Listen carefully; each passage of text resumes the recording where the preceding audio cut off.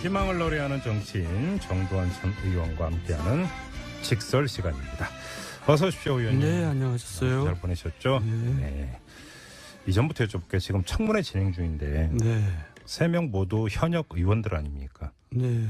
조금 전에 뭐 강영구 기자가 뉴스 전해주면서 이제 그 이야기했는데 분위기가 아주 좋다고, 청문회장 분위기가 좋다고 하더라고요. 현역 불패 이야기 또 나온다는데 왜 현역 불패 이런 현상이 나타나는 걸까요? 물론 팔이 안으로 굽는 이제 면이 있습니다. 예. 하지만은 또 그렇게만 볼 게 아닌 게 국회의원들은 평소에 이제 자기 관리를 하지 않을 수밖에 없어요. 그 지역구에서 얼마나 많은 사람들이 바라보고 있습니까? 그리고 또 이제 약점을 잡으려고 이제 상대방은 항상 시시탐 노리고 있거든요. 4년마다 한 번씩 선거 치러야 되니까. 예, 그래서 자기 관리를 이제 저절로 하게 되죠. 예. 그래서 공무원도 사실 좀 그런 편이고요. 그래서 아무래도 공무원 그보다는 이제 선출직 네.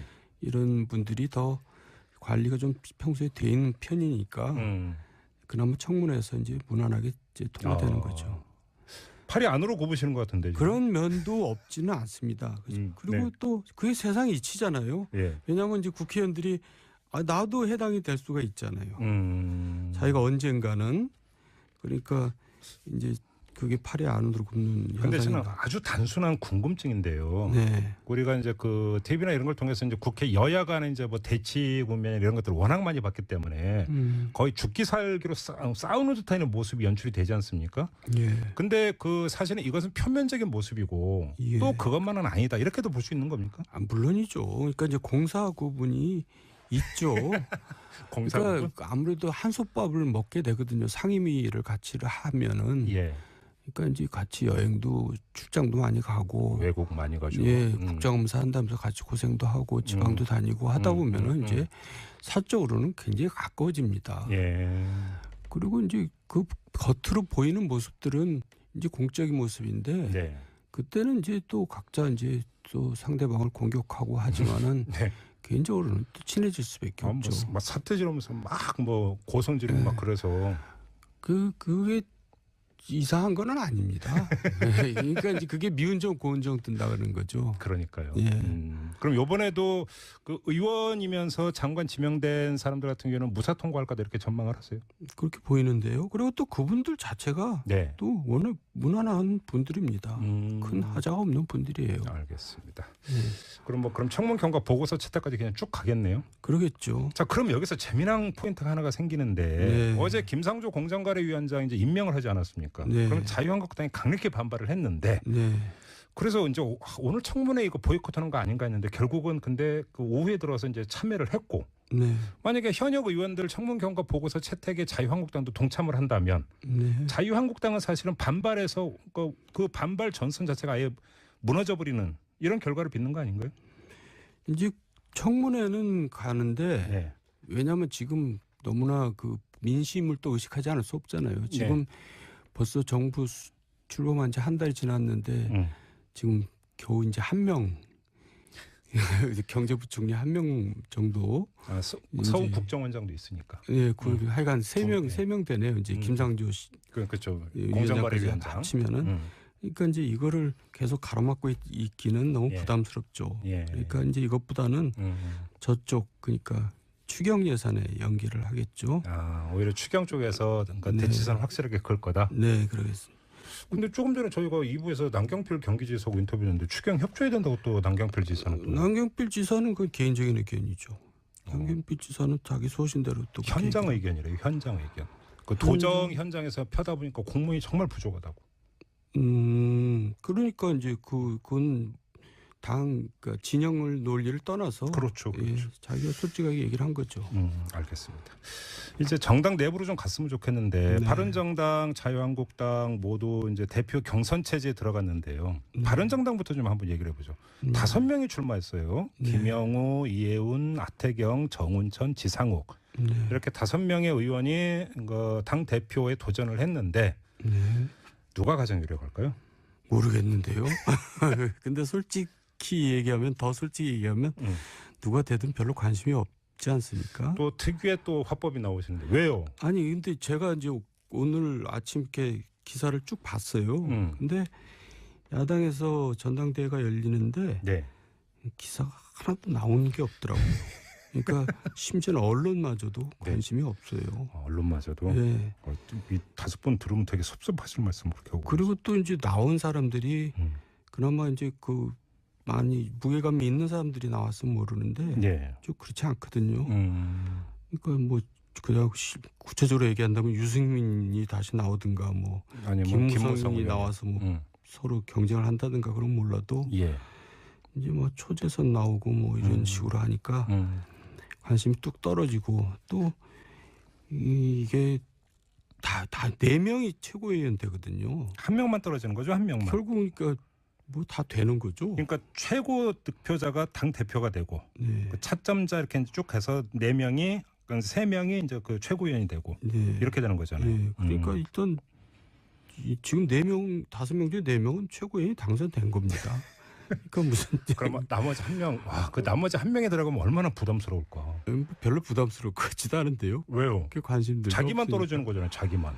근데 부담스러운 거는 이제 돈이 부담스럽겠죠. 아무래도 뭐 돈입니까? 예, 전국을 다 하다 보면 돈이 들죠. 그렇죠. 네. 워낙에나 하여간 돈이야 돈. 그럼 진짜 그 말씀하셨으니까 네. 유승민 의원이나 김무성 의원은 이번에 당 대표에 그 나오면 안 되는 거였네. 왜 안 나왔을 거예요? 글쎄 명분이 별로 없어 보여요. 그래요? 예. 그러니까 이제 유승민 의원 같은 경우는 뭐 대선 결과가 나온 지 얼마나 됐는데 다시 뭐 하냐 이런 이야기가 나올 수가 있다라는 거고. 본인이 또 이미 얘기를 했어요. 난 나오지 않겠다고. 그러니까 이제 그 번복하는 것도 이상한 거고. 김무성 의원 혹시 노룩 패스 때문에 그런 건가요? 김무성 의원은 이제 자기 무게감에는 또 안 맞다고 생각을 하는 것 같아요. 오히려 당대표 자리가 가볍다? 예. 그래서 그냥 패스할래요 그러면. 바른정당은 정말 미래가 잘 안 보이네요. 물론 또 이렇게 세게 얘기하십니까? 아니요. 왜냐하면 이제 지방선거가 이제 1년도 안 남았는데 네. 이런 상태로 지방선거를 치르기가 힘들거든요.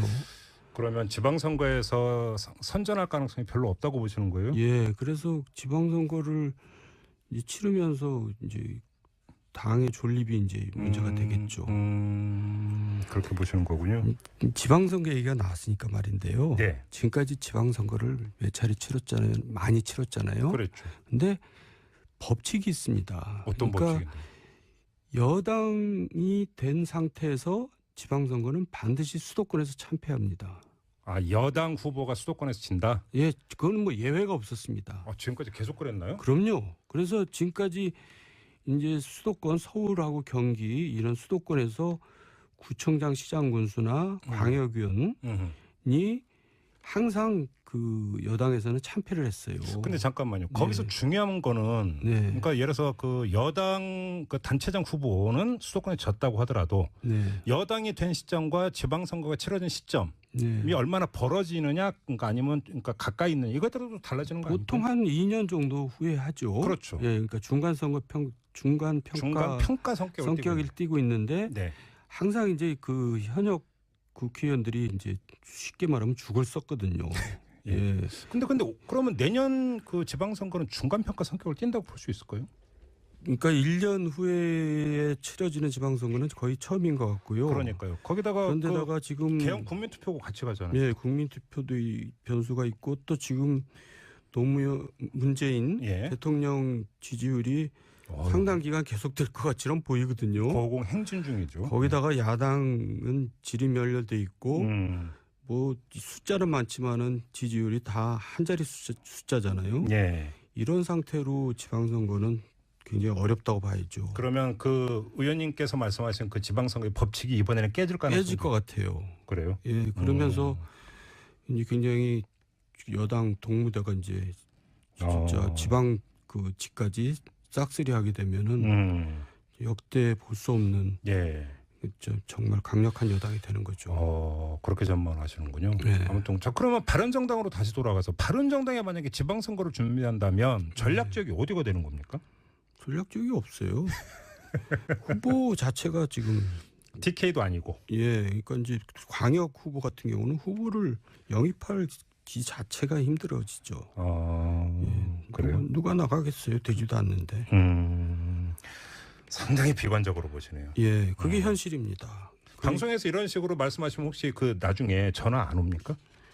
전화 뭐 제가 전화 왔죠. 뭐 저한테 좋은 소리 듣겠어요. 아, 네, 알겠습니다.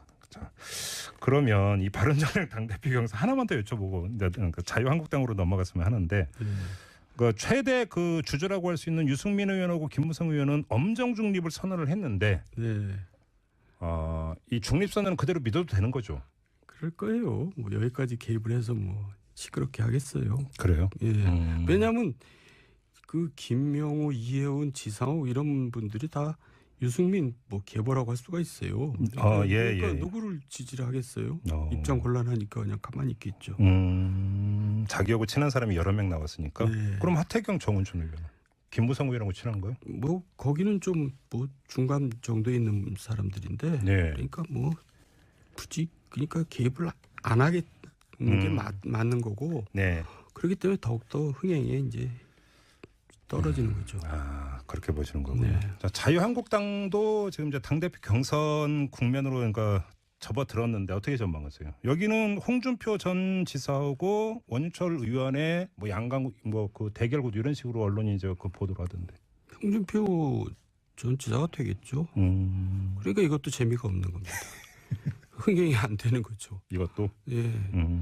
원유 양강이 아니라 뭐 1강 뭐 결과는 이미 다 나온 거나 진배 없다. 그런 거죠. 예. 홍준표 전 지사가 자기 페이스북에 어떤 글을 썼냐면 원하든 원하지 않든 간에 호랑이 등에서 내릴 수 없는 입장이 돼버렸다. 이게 뭐 이제 그냥 그러면 이걸 운명으로 받아들이고 당 대표 도전하겠다 이런 뜻으로 읽으면 될 것 같은데. 네. 근데 왜 당 대표직을 호랑이 등에 비유를 했을까요? 뭐 그러니까 지금 자꾸 뭘 그렇듯하게 만들고 싶은 생각이 있는 거죠. 그래요? 이게 국민들 관심은 없는데. 바로 그건데요. 네. 만약 홍준표 지사가 그 전 지사가 당 대표가 됐다고 가정을 하죠. 네. 자유한국당이 어떻게 변할 수 있는 겁니까? 별로 뭐 변할 것 같지도 않아요. 그 홍준표 지사 자체가 이제 그 사실 지난 대선 때 뭐 20몇 프로 지지를 받았지만은 24%. 사실 홍준표 개인이 받은 게 아니거든요. 네. 뭐 개인 표도 있겠지만은 차마 문재인을 찍지 못하는 그 소위 보수 진영에서 이제 찍어준 거죠. 네. 그러니까 그걸 본인 표라고 생각하면 굉장히 착각이고요. 예. 그러니까 이제 지지율이 굉장히 그렇게 높지 않은 상태에서 당 대표를 나가는 겁니다. 그러니까 한국당 자체가 지금 한 자리 수잖아요. 역시 인원만 많지. 그렇죠. 예. 거기서 이제 당 대표 나가서 또 완싸야 대학에 이제 되는데 결정적인 하자가 있잖아요. 홍준표 대표가 되더라도. 왜냐하면 지난 대선 과정에서 친박을 받아들였거든요. 예. 그래놓고는 이제 친박 청산을 해야 될 숙제를 안고 있는 겁니다. 친박 청산을 못하면 한나라당은 결코 다시 살아날 수가 없거든요. 자기 모순에 빠져버린 거죠. 자기 모순에 빠져버린 겁니다. 그러니까 한계를 지닌 대표인데 또 이 양반 말고는 대표감이 또 없다. 이러니 한국당도 미래가 없는 거죠. 그러니까 제가 지금 두 정당의 당 대표 경선을 그 따로 떼어서 여쭤봤던 이유가 보수 정치권의 재구축 내지 재탄생. 이것도 이제 사실은 이제 중요한 한국 정치 전반으로 봐도 이제 중요한 과제인데 그러면 두 당의 당 대표 경선이 보수 정치권을 재정비하고 재구축해 들어가는 하나의 어떤 그 선순환 구조에서의 계기가 되기는 힘들다 이렇게 보시는 거예요. 그래서 완전히 죽어야 되거든요. 완전히 죽어요. 어떻게 저는 게 죽는 거예요? 지방선거를 통해서 완전히 죽을 거라고 봐요. 그래야지 이제 새로 집을 짓는 거죠. 시간이 걸리더라도 어정쩡하게 뭐 107명 가지고 뭐 20명 가지고 이렇게 가다가 진짜 프랑스 짱 나죠. 결국은 이제 과거에 캐나다에서도 그런 일이 있었어요. 집권 여당이 선거를 치러 보니까 세석을 얻었거든요. 지금 이제 이 한국당이나 바른정당 이런 보수 진영에서 그런 처절한 이제 그 밑바닥에서 다시 출발하는 계기가 저는 지방선거가 될 거라고 봅니다. 그럼 의원님께 말씀을 정리를 하면 지난 대선이 보수 정치권의 바닥이 아니라 내년에 치러질 지방선거가 바닥일 가능성이 높다. 앞으로 더 떨어질 가능성이 있다. 이런 전망이시네요. 저는 그렇게 생각합니다. 그래서 완전히 이제 그 거의 참사 수준이 되면서 새로운 리더십이 그때 비로소 뿅 하고 나타날 수 있는 거다. 그러니까 이제 그 영국 같은 경우 보면은 예. 연전연패하다 보니까 정말 젊은 지도자를 영입해가지고 네. 이제 기사회생을 하잖아요. 네. 그러니까 이제 우리나라에서도 그런 일이 이제 앞으로 벌어질 것 같아요. 그 새 리더십에 의원님은 포함이 안 됩니까? 저는 벌써 이제 왜요? 왜 말끝을 제 흐리십니까? 나이를 얘기하려고 그러다가 지금 참았습니다. 아, 민증은 못 가시는 거고. 네, 못 가겠습니다. 알겠습니다. 자.